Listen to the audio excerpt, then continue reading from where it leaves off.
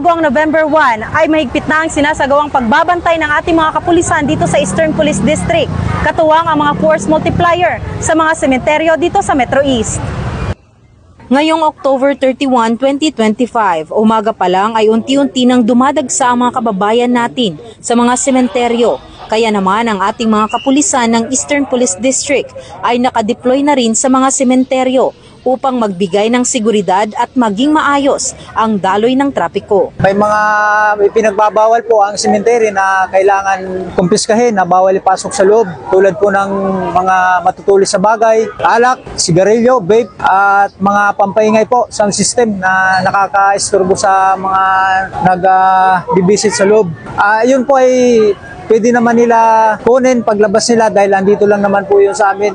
Nilalagbok lang naman namin. Makukuha naman nila pag gusto nila kunin. We guarantee their safety and security. Nakadeploy naman pong sapat na personnel. Nandiyan din po ang ating mga counterparts. Huwag po kayong mag-alala. Ang buong kapulisan po ay nakahanda po upang tugunan ang maayos at ligtas na undas po. Ilan naman sa mga kababayan natin ang natuwa sa pagbabantay ng ating mga kapulisan. Mas magandang 31 pa lang bumisita na kasi maluwag pa at paano hindi ka masisigipan kung may mga kasama kang mga bata.